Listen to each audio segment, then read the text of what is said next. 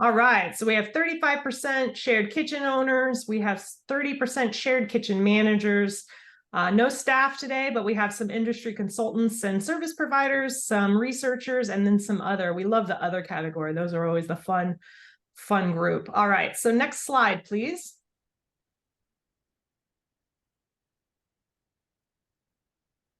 We want to welcome you from the food corridor and Dawn from Fruition Planning Consultant. This is our rockstar team that's facilitating our meeting today, as well as leading the Toolkit kickoff project. So we don't want to bog you down with introductions because that would probably take all of the webinar today. We want to get to the good stuff.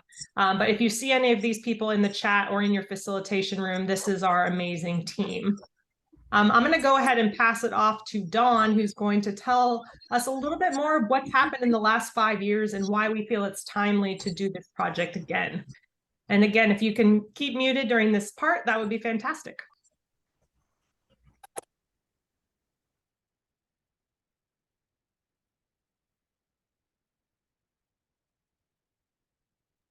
Dawn, I think you're muted if you're trying to talk.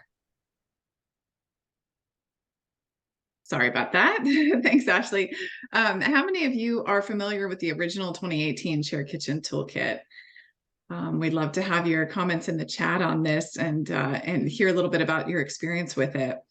So as you know, then the first one, the first edition was the first comprehensive guide for starting and operating a shared commercial kitchen, and it still remains a vital resource for kitchens today.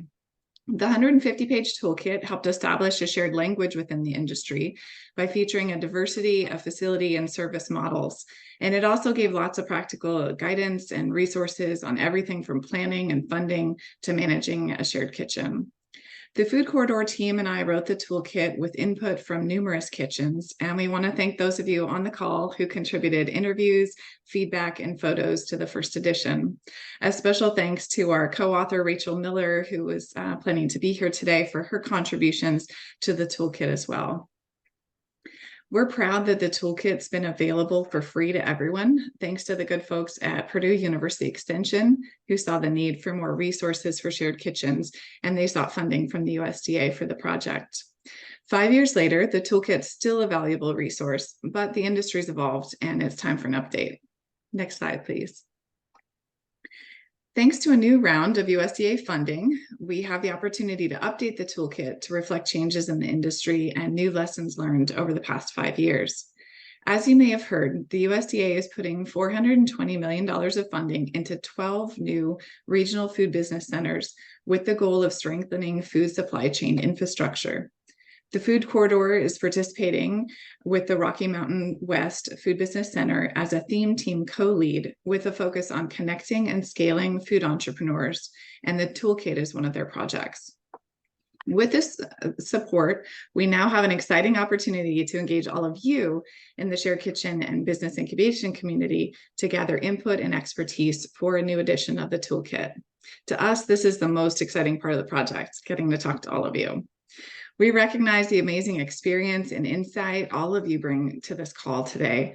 You've pioneered thriving community spaces and have enabled thousands of entrepreneurs to fulfill their dreams. You've innovated, you've overcome numerous hurdles, you've survived disasters and the pandemic, and you've learned the hard way, often with no one there to show you the ropes. So we admire your grit, your innovation, and your commitment to serve others. And if we can gather just a sliver of that wisdom and infuse it into this new edition of the toolkit, it's going to be amazing.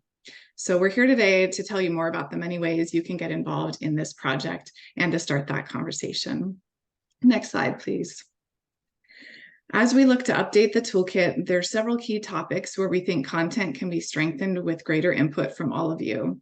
There are some topics like food safety and shared kitchens and Native nations that deserve more focus than they received in the first edition. And there are some topics that you'll see on this list that you'll recognize that the industry's evolved and there are new lessons learned that we can add to. We're going to chat about some of those trends that you're seeing in our breakout discussions today, and we'd like to hear from all of you about what you think might be missing or should be expanded in this new edition. So next, we're going to hear from Haley about the new Shared Kitchen Industry Survey and how that's a part of this project. All right, thanks, Dawn. So I'm going to be speaking a little bit about one of the ways, all of you folks who answered that you're a shared kitchen manager or owner or operator. One of the biggest ways we want you to participate is by filling out our 2023 Shared Kitchen Operator Survey. Surveying the industry is a really important way that we can collect and track trends and challenges and best practices that you're using in your operations, and ultimately share that information back to you for learnings that you can apply in your kitchen. These findings are also going to be used to inform a lot of important resources, including the Toolkit 2.0 that Dawn just talked about. And I guess something else to note is, there aren't really other groups surveying this community. You're all it, this is the survey. And so this is your opportunity to contribute to the latest data and trends to support the community. So the power's in the numbers. The more of you we have fill out the survey, the more robust data and trends that we're going to be able to share back with you. The last survey that we did was in 2019. So as you all know, a lot has happened in the world and in the industry, and I'm sure in each and every one of your kitchens in the past 4 years. So we want to, make sure that everybody's represented in the most up-to-date way in the 2023 survey. We had 180 people respond in 2019, and I know we can beat that. A lot of kitchens have opened since then, and the kitchens have grown and expanded. So we're aiming for 300 this year to get the best representation of kitchens of all shapes and sizes and locations and programs.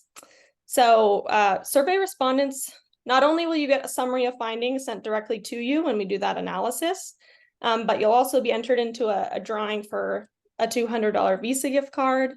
And you'll get to share your thoughts about what's happening in your kitchen and in the industry. So if you're a shared kitchen manager or operator, please take half an hour today or later this week, complete the survey. Tyler's putting the link in the chat right now. It's live as of today and will be through the end of October. Go ahead and open it in a new window, save it for after the webinar when you're feeling really excited about shared kitchen stuff. And we really appreciate your input. This is going to be a success because of all of you. So I'll pass it on to Ashley to talk a little bit more about other ways you can participate. Awesome. Thank you, Haley. Thanks so much. Yeah, we're really excited to get that survey launched. Again, it's been about 5 years since we did the survey. So if you can give us 30 minutes divided by 5 for the last 5 years to fill out that survey, it'd be really powerful for both you and for this community. We have 2.6 NIC members, or sorry, 2.6 thousand NIC members, so almost 3,000 NIC members. So I think we could probably hit that 300 target pretty easily. So invite a friend if you know a new kitchen in your community that just opened, or somebody that you've been working with in the network. Make sure you encourage them to also fill out that survey. So that information is powerful for us, and we're excited to help capture it on behalf of our amazing community in the NIC. All right, next slide, please.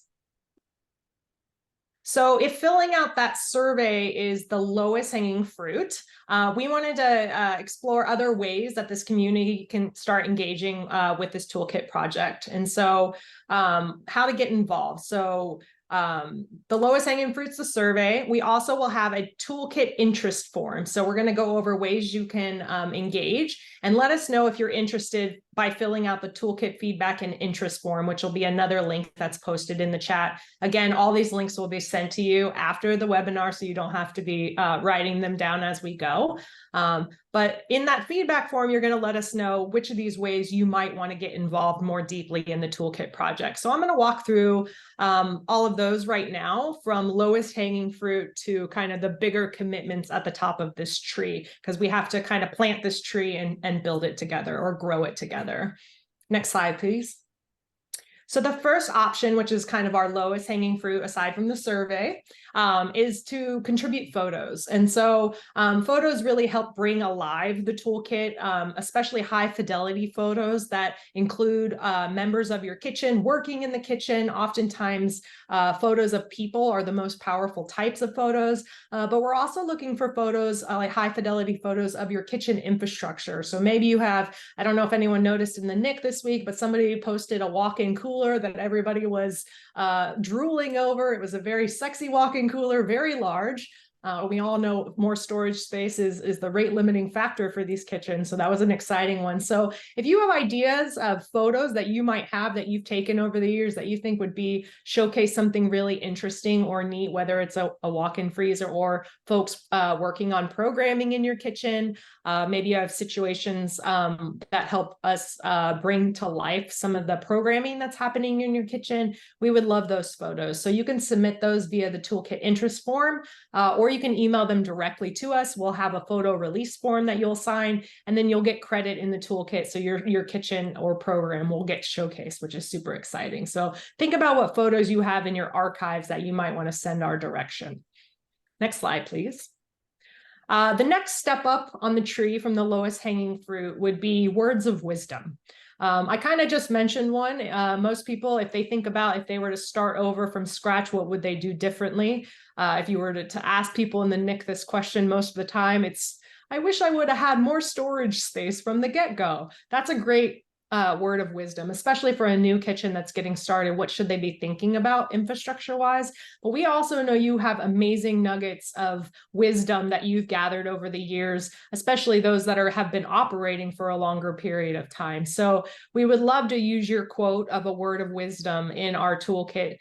So looking through the sections, if you can think about or the chapters of the toolkit, if you can think about some words of wisdom that might go throughout that toolkit, that would be awesome. And we would love to highlight your kitchen in that special way.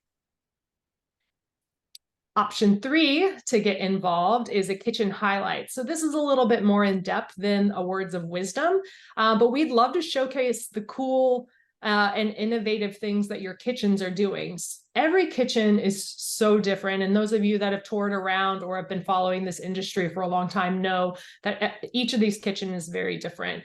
So if you have something unique that's happened over the last 4 years, you have a new program or story to share, maybe you have on-site retail or a new drive-through that you're doing food delivery, that food delivery is coming through. Maybe you've built an amazing new facility type to house bakers or whatever it is. We'd love to highlight your kitchen and the story and the programming that you're doing. So if you think that this would be a good fit for your kitchen, this would be about a 30-minute to a 60-minute interview.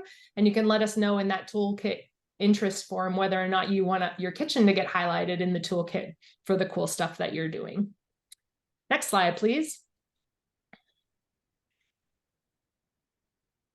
Next slide, please. Oh, is that it? Oh, interview. Yeah, sorry, that was the next slide. Another way similar to the kitchen highlight is to be interviewed by the toolkit. So if you feel like you have a depth of knowledge, maybe when we go out into the breakout rooms, you really are showing up as a leader in a specific area around food safety or around incubation services or around building facilities. Maybe you have some depth of knowledge to share. We would love to interview you to get your insights if that's appropriate for you. So reach out and let us know if there's a topic that you feel like you're a bit, feel like you are the expert or one of the big experts in our network. And we'd love to highlight you through an interview and gathering that information from your head, because certainly we don't assume to know it, but don't assume to know everything. Next slide, please. All right, so we're getting to the top of our tree here, and these are kind of the areas that are going to require a bit more commitment from specific members of the community. So start thinking if this is a project that you might want to work on in the next couple of months. So we're launching today. And so if you're interested in reviewing chapters of the original toolkit to see where our gaps might be, where there's information that might be missing, and you want to provide additional insights, we'll have a form as you walk through the chapters that you can start providing us feedback and new information. This is a little bit more of a time commitment, so 1 to 3 hours, and there'll be a bit of a stipend. So we'll do $100 gift certificate or gift cards for folks that contribute in this way. And then the final way is even bigger than that. Instead of just reviewing and providing insight, are you actually interested in helping us write a section of the toolkit? So is there a chapter missing that you know that you can help us develop? You can do some of that research and you can help us write an addition to the toolkit, whether it's actually a section of another part of the toolkit, or if it's a whole chapter itself. We would love to get your insights. So we're thinking those will probably be 5+ hours, depending on the size and the word count. But we'll do bigger stipends for that. We'll have contracts for those ones, but you'll be essentially kind of embedded in the project team, helping us develop hard content for the toolkit. And we'd love to have some of you offer to support that effort as well. So lots of ways to get involved. Next slide, please. Again, some are low-hanging fruit. I think all of you at this point know that the lowest hanging fruit is the survey, and we're going to keep saying that over and over again because we want you to fill out that survey. But help us build this tree. So the seeds are in the soil, the survey and the interest form. But as we go through the discussion today, and as you kind of thumb back through the toolkit and thinking about things, where might you be able to provide your insights? I think sometimes we think, oh no, I don't know anything. I'm still learning. We all have learnings to share, and you are the experts in your field. You may not feel like one yet, but we are all the boots on the ground in these kitchens. And so start thinking about where you might be able to help us develop content and fill in the gaps for what's happened in the last 4 years. So we're excited to get you all engaged and involved, and you can fill out that feedback form and let us know if you're interested.